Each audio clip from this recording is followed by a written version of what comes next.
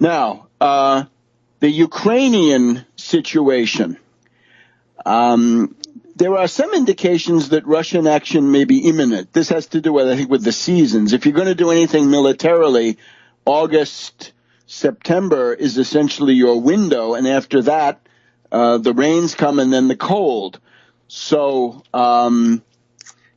let's watch it. I wouldn't join in the hysteria, but it's possible. In other words, there is a humanitarian emergency. Lugansk and Donetsk are being savagely bombed and strafed and bombarded with artillery.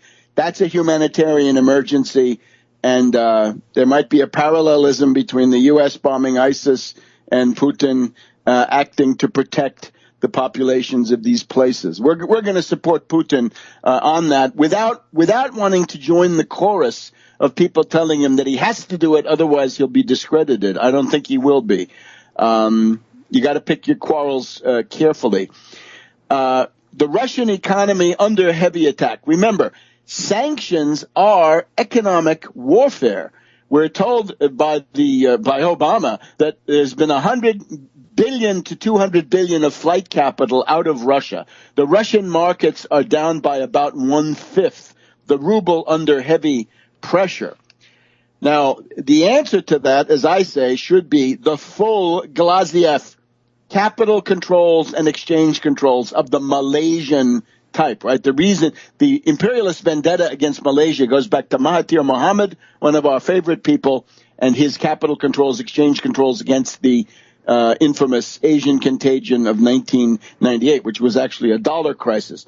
If you want to protect your currency, capital controls, exchange controls, you've got to then weigh the possibility of going the Argentine route, a debt moratorium or repudiation of all debts owed to London and New York. You've got to think about divesting your treasury bonds, your investments in imperialist governments. The most important, get control of the Russian central bank and start issuing 0% or very low interest long-term credit for internal use, for infrastructure, industry, manufacturing, agriculture, mining, oil extraction, pipeline building, and so forth. And we're being told now that there is a credit crunch inside Russia. Well, if there's a credit crunch inside Russia, the full Glaziev, start activating the BRICS Bank, go into some place like Egypt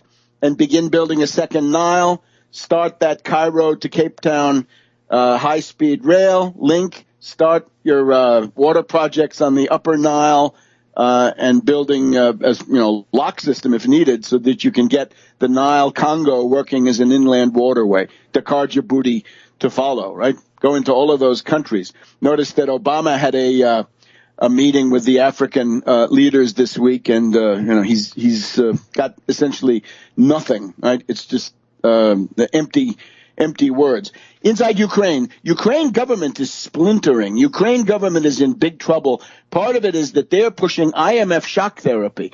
Back in 1991-92, Ukraine had not gone through anything near as severe as the Gaidar and Chubais looting, smashing up of the post-Soviet economy. So the Ukrainians are now learning what IMF shock therapy feels like, and they don't like it.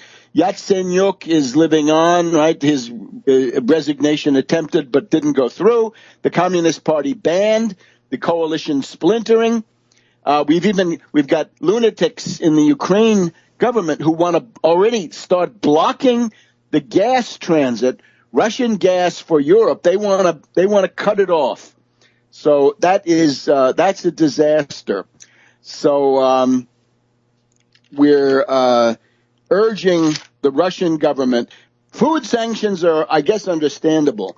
Food sanctions essentially mean we may be under total economic blockade, and we've got to begin to wean people off these probably more expensive kinds of foreign food, right? But that's apparently a quarter of the Russian food market, at least in the major cities.